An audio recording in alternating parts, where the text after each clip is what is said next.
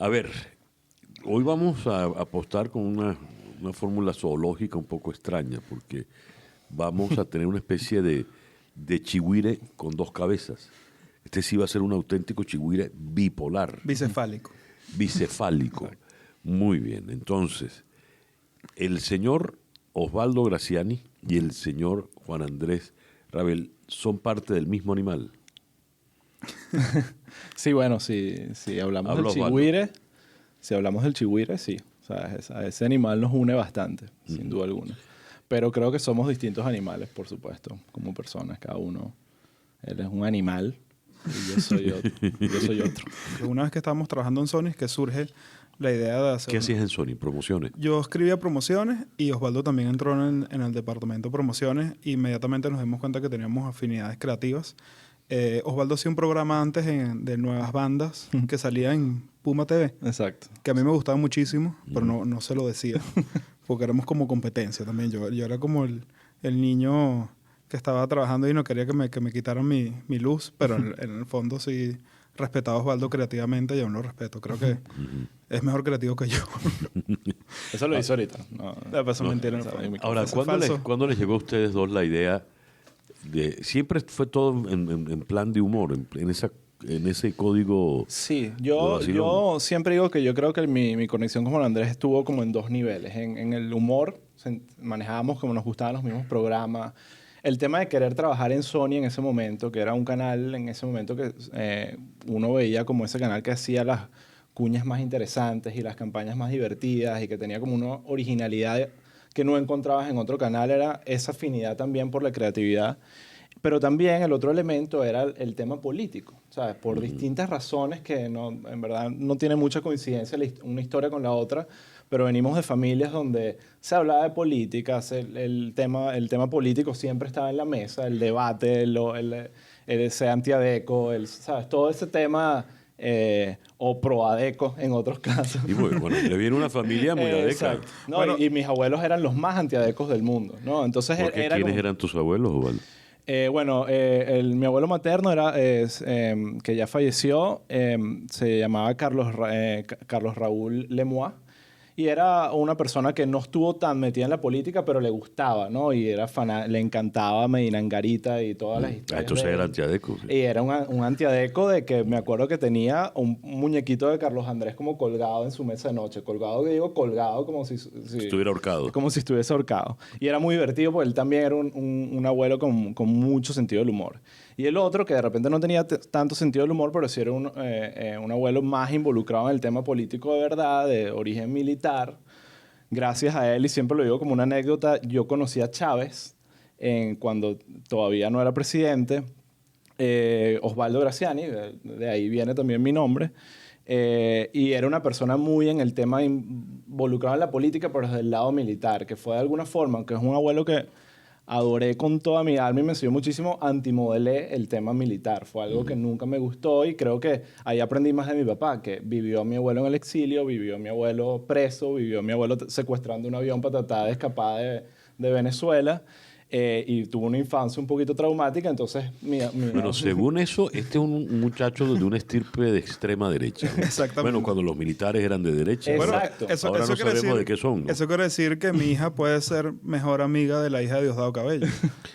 Y eso es el sueño que todos tenemos, que eso pase y que no haya complejo. Ahora, pero tú vienes de una estirpe de... Una mezcla, o sea, porque mi abuelo no era adeco en realidad. Era independiente, pero lo apoyaban los adecos en las elecciones. Bueno, era amigo de Rómulo y de ese, Yo ¿sabes? te puedo decir que tu abuelo era integralmente adeco, aunque no tuviese el carnet del partido. Sí, ok. No tenía el carnet. Mira, hay rumores en nuestra compañía que Juan Andrés perteneció a la Juventud de Acción Democrática. No hemos visto todavía evidencias más allá de su manera de ser, pero son rumores. Es posible, que hay. justamente antes de entrar a este programa me acordaba que yo lo estaba escuchando un día que vino el abuelo del joven Rabel es Alberto Rabel, ¿no? Exactamente, que es, bueno, obviamente... y su papá se llama igualito, pero con un Federico en el medio como para distinguirlo. Gracias a Dios no me pusieron ese nombre a mí porque que sí tiene mi hermano, porque qué presión, ¿no? Porque yo puedo atormentar a mi hijo poniéndole Juan Andrés. Yo recuerdo que estaba escuchando este programa y estaba Antonio Ledesma con Mitzi y yo al principio estaba como que acaba de decir Antonio Ledesma con Mitzi, ¿qué es eso? ¿Qué cursilería ese programa? Y cuando estaba llegando a la oficina no me podía bajar del carro de los cuentos de Antonio Ledesma y Mitzi y yo no sé si es que me encariñé con ellos o que simplemente tocó mi vena y mi ADN adeco que tengo enclosetado. Ahora, de ahí ya les marca y les interesa la política, pero a ustedes les toca esto en un momento donde ya el interés por la política crece a nivel nacional. En todos los grupos etarios, por ejemplo, antes los jóvenes no les interesaba para nada la política. Estos tiempos de revolución han caracterizado que los jóvenes se hayan metido de lleno en la política. Pareciera que lo hicimos como todo genuinamente por motivos propios y no fue tan así. Nosotros trabajando en Sony nos dieron la oportunidad de hacer un show que se llamaba Nada que Ver, que era un show animado que nosotros escribimos y creamos para el canal ya saliendo de Sony. Y cuando estamos produciendo el show, la gerencia del canal nos dicen, hagan unos segmentos de humor político. Y yo recuerdo, por lo menos yo personalmente, tuve ¿Quién era el gerente del canal en ese momento? Jesús Torres y Ailín Angulo, era nuestro. Exacto, eran como los que nos daban las directrices. Sí, ok. Y nosotros empezamos a investigar, hicimos este show que se llama Coffee Time, que era con Kofi Annan, con una cabeza de café, y él moderaba a los distintos conflictos que tenían los países como si fuera Laura en América. O sea, el presidente de Venezuela, con el de Cuba, con el etcétera, ¿no? Y nosotros nos tuvimos que documentar para escribir ese segmento y cuando sale el programa, ese es justamente el segmento por el cual tenemos problemas porque nos metemos muy fuerte con la presidenta de Chile. Un día llegamos a la oficina y estaba Héctor, que trabajaba con nosotros, después que salió el episodio 3, que fue ese cuando nos metimos con la presidenta de Chile. ¿Qué Héctor? Héctor Obregoso, que trabajaba con nosotros en Plop en ese momento. Y llegamos y nos dice, tienen que ver las páginas de internet en Chile. O sea, hay un escándalo en Chile por una cosa que nosotros habíamos escrito, que era un chiste que se podría decir ahorita desde la distancia que era un poquito de mal gusto, pero no era para necesario tanto. totalmente. ¿Cuál era el chiste? Como que a la presidenta de Chile le hacía falta, como para desestresarse y para ser un poco más ligera, le hacía falta una noche en el... Sexo, pues, sí. Pero eso más que un chiste, pareciera una ocurrencia de Chávez, porque Chávez se lo dijo a la señora Condoleezza Rice, por ejemplo. Lo que digo es que no es el chiste del cual me siento más orgulloso. O sea, incluso en el mismo episodio hablábamos de que ese episodio tenía un chiste que para nosotros era como algo de que estábamos muy orgullosos, que era los presidentes jugando a pollito inglés, al 1, 2, 3 pollito inglés. Y el que estaba como volteándose era Alan García. Sí. Y Chávez hacía trampa y Evo lo defendía. Entonces era como un chiste súper que sentía que me encantaba ese chiste. Y de ahí vino la isla presidencial. O sea, de la censura a ese segmento que hubo, ya el canal como que reculó un poquito con el tema, de la censura a ese segmento, no por Caracas, sino más bien por Los Ángeles, que no querían meterse en problemas. Nosotros transformamos esa frustración en hacer el chihuire, en hacer el presidencial. Nos picó, o sea, nos picó la política, nos picamos y nos gustó. Pero fue como algo que viene también como... También a veces de la venganza salen cosas buenas. O sea, creo que... y había también una frustración que ni siquiera era política, sino como estratégica, que Sony, por ser un canal que le llega a todo el mercado hispano en América Latina, desde México hasta Argentina... nos pedían ser un poco amplios en el toque de temas. O sea, no podíamos hablar de lo que estaba realmente pasando en Venezuela, sino elementos como el presidente Chávez, que era algo que todo el mundo conociera. Pero había mucho de lo que pasaba acá que sabíamos que no iba a servir para ese digamos, show. Y, por supuesto, ahí nace el Chigüire, que era justamente esa manera de vamos a hacer algo para Venezuela, donde podamos hacer un chiste todos los días. ¿Por qué un Chigüire? Eso fue como un brainstorm que hicimos muy veloz y hicimos un análisis de los animales que habían tenido las publicaciones satíricas venezolanas, Morrocoy, ¿qué más? Estoy en blanco. Bueno, pero ha habido pocos animales porque estuvo la pava macha. El gallo pelón. El gallo pelón. El camaleón. Entonces sí, hay animales. No es que me vino a la memoria el sádico ilustrado, ¿no? Exacto. Bueno, del sádico ilustrado tomamos como el nombre y la característica luego.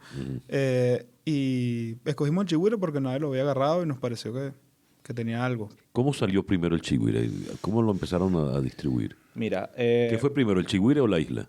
Chigüire. Sí, Para la gente fue el Chihuire, pero yo creo Empezó. que Isla empezó al mismo tiempo.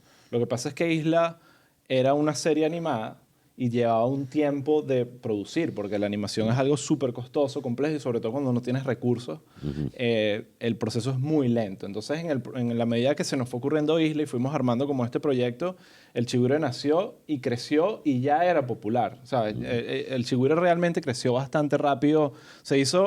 Saltó de un hobby a una responsabilidad rápidamente. Cuando ya veíamos que eran 1.000 personas, 2.000 personas, 3.000, iba subiendo el número de visitas, ya dijimos, ok, esto es algo... Pero solo existe por el Twitter, en un primer momento. No, al ni revés. siquiera. El Twitter viene después. Lo primero fue un blog de noticias donde básicamente eran las imágenes y las noticias y ya. Y ni siquiera había mucho las redes sociales. Yo ni siquiera... Creo que el Twitter... Existía YouTube como red social, más o menos, y Facebook estaba empezando. Sí, pero YouTube ¿Qué no lo edades usaba. tienen ustedes en ese momento? Aproximadamente O sea, a tu edad, 28 ¿no? o 26 años aproximadamente, más o menos. ¿Quién de ustedes es el mayor? Osvaldo es mi Aunque, hermano aunque mayor. no parezca. ¿Cuántos años tienes tú, Osvaldo? Yo tengo 35. ¿Y tú, Juan Andrés? 32. Ocho, están poniéndose viejos ustedes ya. Sí, totalmente. Caramba. Totalmente. Ahora, ¿en qué momento le ven el queso a la tostada? ¿En qué momento empiezan ustedes a hacer dinero con el Chihuire? Pero todavía está... O sea, yo creo que la tostada está en una Todavía no panadería que existe. no conozco. Exacto. Necesitamos ver... O sea, sí ha habido... No me digan que tienen asociarlo ustedes direct- dinero escondido. No, lo que no, pasa es que hacemos muchas otras cosas y sin duda el Chihuire ha servido para abrir muchísimas puertas y para demostrar que nosotros somos Exacto. capaces de manejar un equipo creativo, capaces de generar un proyecto creativo exitoso y trasladamos eso, lo hemos trasladado a contenido de radio, televisión, bueno, radio no, televisión, web e incluso publicidad, pues entonces...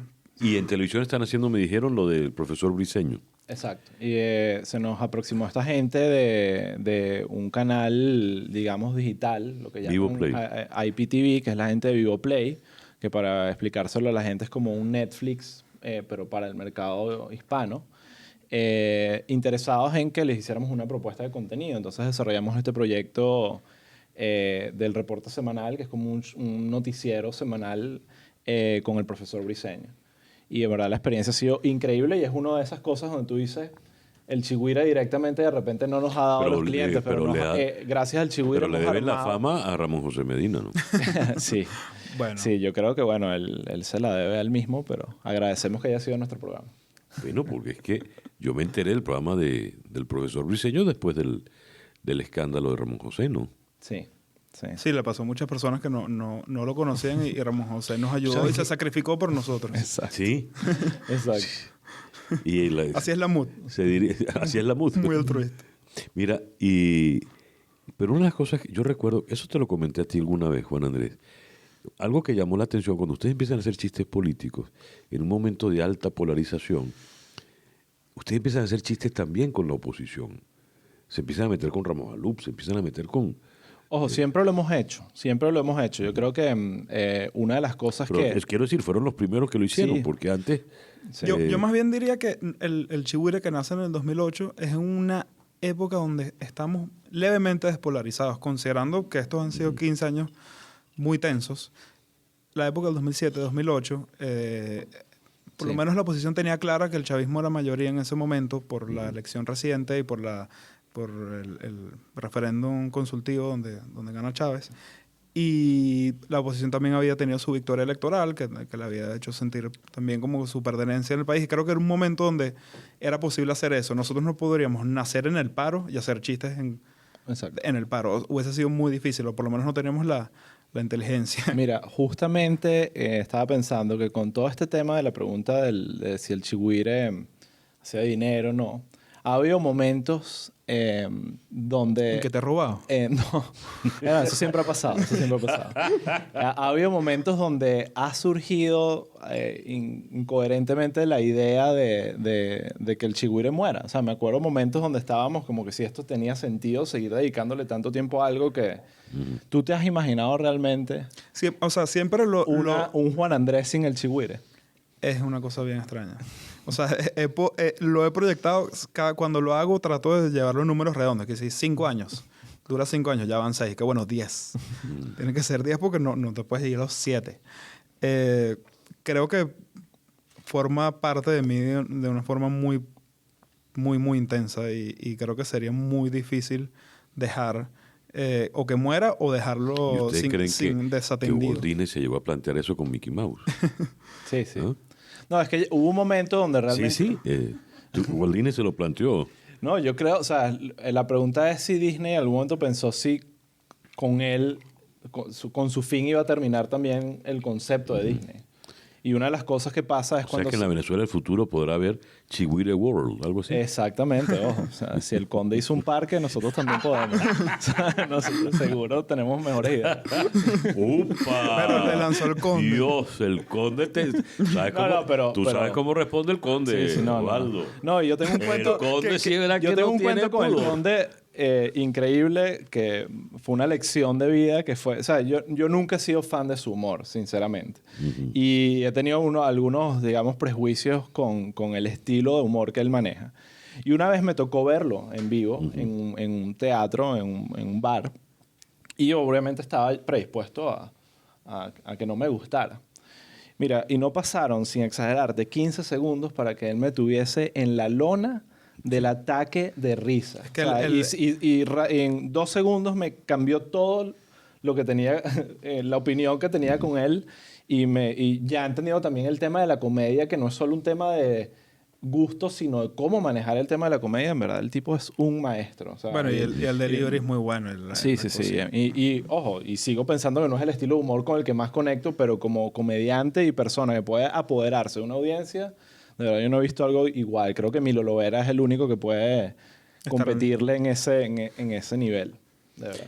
¿Qué pregunta? ¿Y ustedes alguna vez se han visto, se han imaginado haciendo esto que está ahora tan en boga del stand-up comedy? O sea, nosotros hacerlo. Sí. Bueno, No, se puede poner una máscara de Sí, Chihuire, claro, ¿no? ¿no? Totalmente. yo sería muy malo. A mí me encantaría, pero jamás tendría el valor de hacer eso.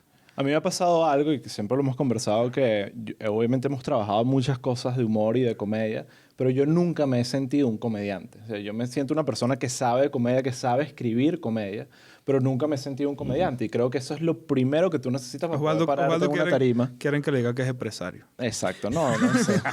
Tampoco eso. Obviamente eso requiere una alta dosis de comedia. Sí, déjame decirte. también.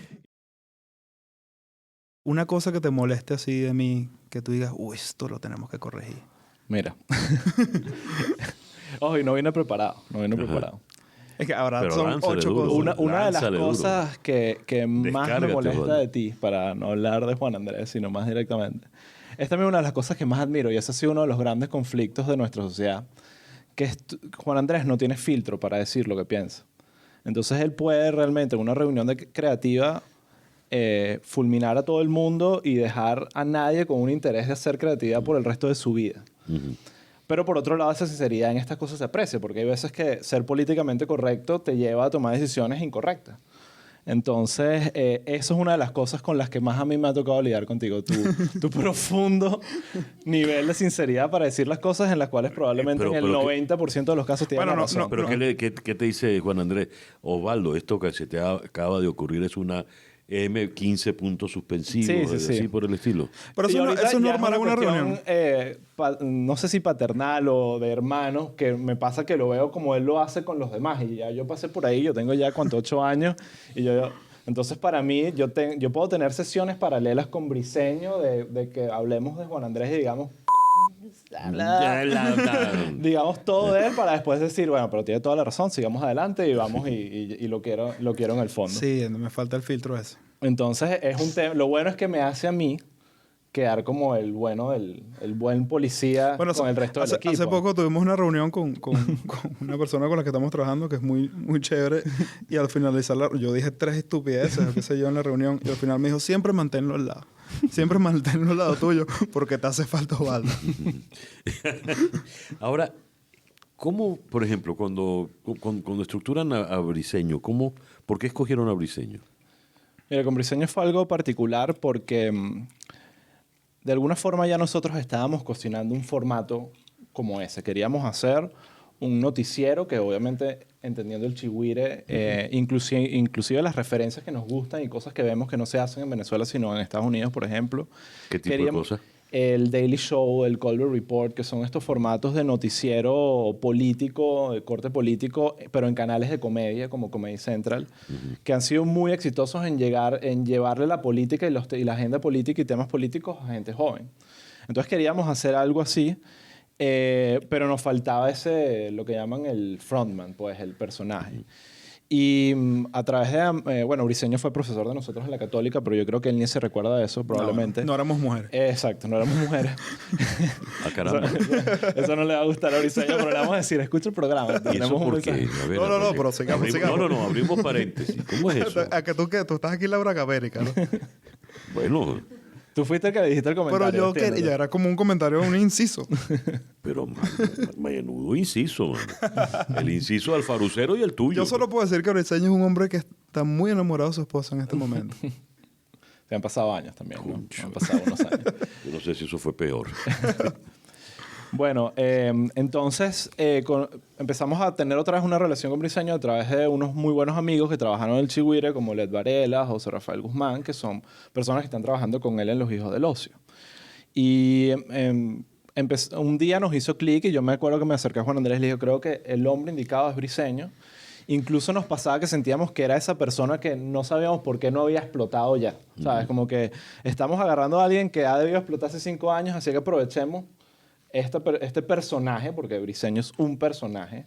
Él creó su personaje. Él tiene un personaje increíble y ojo, que es él, ¿sabes? Es él. Era el profesor de nosotros, es el asesor de las mises. Y el programa también no solamente como, bueno, vamos a poner a Briseño a hacer esto. Es también vamos a usar la voz de Briseño, que tiene una voz propia, y vamos a unirnos. En verdad, ahorita que ya vamos como por el episodio como 12, se nota que estamos escribiendo para él. Exacto. O sea, estamos escribiendo para Briseño para que en su voz las cosas suenen como él las dice.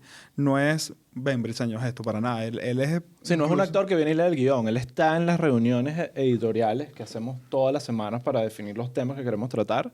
¿A quiénes admiran ustedes? Porque, digo yo, la pregunta la hago en serio.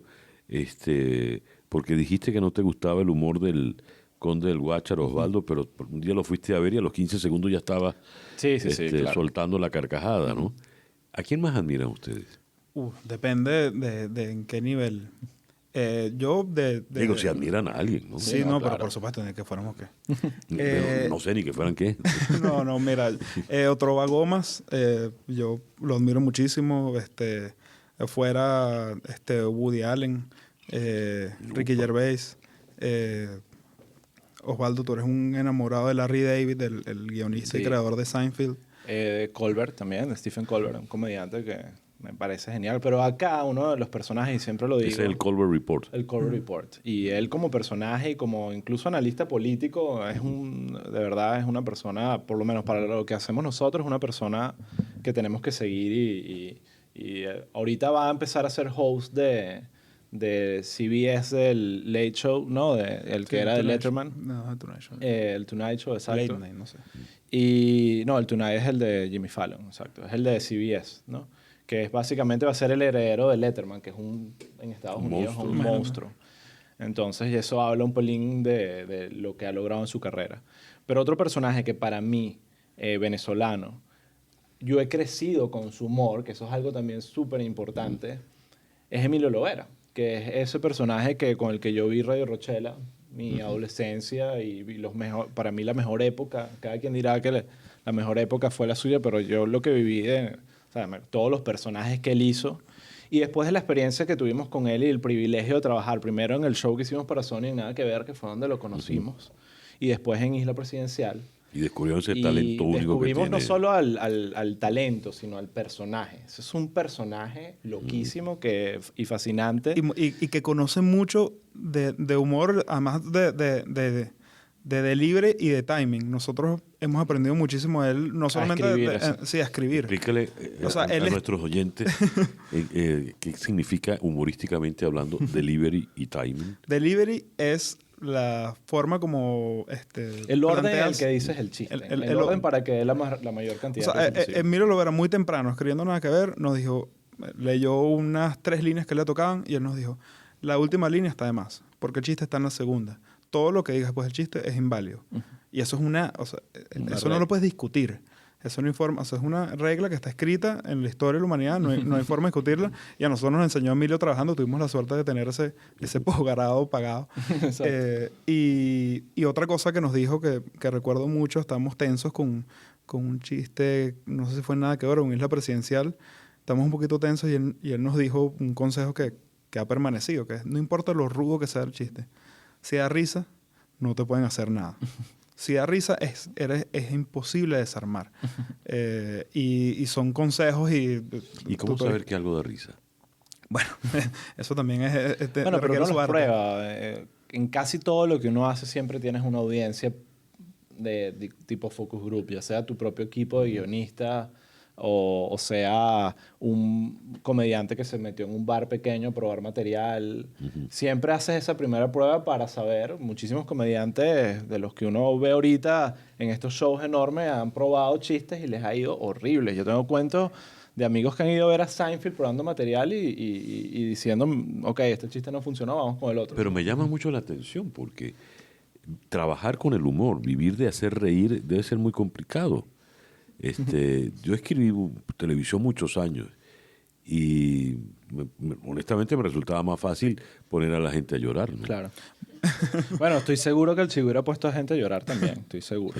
¿Sí? Sí. Bueno, y no todo es divertido en el humor, para nada. O sea, hay momentos sumamente... Pero ¿cómo funciona esto en un país, como diría el conde del Guácharo, de ilustres jotas? Exacto. ¿No? Como saluda él a la gente, amigos jotas, ¿no? En fin, lo digo, ¿cómo funciona eso entre ustedes?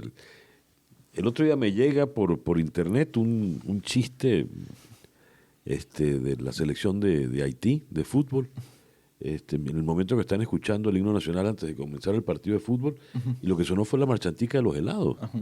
Era el chiste más sencillo del mundo. Sí. Y por supuesto cualquier caraqueño lo entendió, pero... Por supuesto. Y es un chiste local al final. Es raro porque hablamos de los haitianos, pero al final es un chiste local. Sí, y que por cierto los heladeros haitianos se están devolviendo a Haití y esto no es un chiste. ¿Por qué se están devolviendo? Porque hay más oportunidades. Y no es un chiste, en serio. Y no es un chiste. No es un chiste. O sea que nos dejan la marchantica. Si nos dejan la marchantica, tenemos que nosotros llevar nuestro carrito al lado flotante. Del gobierno, ¿quién es el que más provoca hacerle chistes? ¿O no le provoca hacer chistes? Hemos tenido como etapas. Rodríguez Chacín fue por Rodríguez Chacín fue una fuente infinita. Lo bulleamos por mucho tiempo. ¿Sabes qué? Te diría que el que más nos gusta leer cómo lo escribe, porque Helio Casales, también otro chigüire que debería estar acá, y Helio es el que tiene la pluma más suelta de todos nosotros. Es el único que estudió letras, el único que lee todos los días. el que mejor escribe de todos nosotros. Chucho escribe muy bien, Chris escribe muy bien, tengo que mandarle no deprimir a los muchachos. Pero Helio es el maestro escribiendo, y él escribe a Ramos Alup, que tú no te puedes imaginar. Mi sueño es que Ramos Alup lea un texto escrito por Helio. Pero es que Ramos Alup es uno de los... Ustedes son fanáticos de Ramos Alup. Yo recuerdo es que como comediante hay que ser fanático. Ustedes ofrecieron un libro de Ramos Alup que se llamaba Insulte con elegancia por Henry Ramos Alup. Yo lo estoy esperando el libro. Hay que sacarlo. Hay que pedir la autorización. Es un personaje. Me acuerdo de él recientemente, el momento ese del diálogo. Su intervención fue, de verdad, en muchos niveles divertidísimo. Volvemos a mi adequismo. Exacto. ¿Quién sabe? ¿Me estoy burlando o es que lo quiero mucho? Totalmente. Pero de verdad es que de hecho fue la intervención memorable, ¿no? Sí, memorable, totalmente. ¿Hasta cuándo va a llegar el chigüire bipolar? Ya que creo que descartaron el chigüire world. Si el chigüire sigue vivo ahorita es porque básicamente es imposible matarlo. Es imposible matarlo. O sea, yo creo que la etapa donde el tema, digamos, económico podía ser un tema para seguir operando, porque al final es un compromiso importante, ¿no? Estar todos los días con un grupo de gente pensando ideas para que la gente se ría y no, a veces son posts, pero a veces son programas, producciones. Hay una inversión de tiempo y de dinero. En un momento nos preguntamos si tenía sentido. Ahorita estamos absolutamente convencidos que tiene sentido y de todos los frutos que ha dado, porque es Isla Presidencial, que ya estamos hablando de hacer una 4ª temporada. Pero tenemos Patria. Pero tenemos Patria, que fue un show que lanzamos a finales del año pasado y le fue muy bien y estamos en esos planes, y estamos bastante interesados en sacarlo otra vez porque era para YouTube 5 minutos, algo gratis para todo el mundo, ¿sabes? Que lo pudiera ver el que quisiera. Y, por supuesto, lo que hablamos del reporte semanal con Briseño, que es algo también, es humor político al final. Entonces tenemos esa como... No, y por otro lado es una...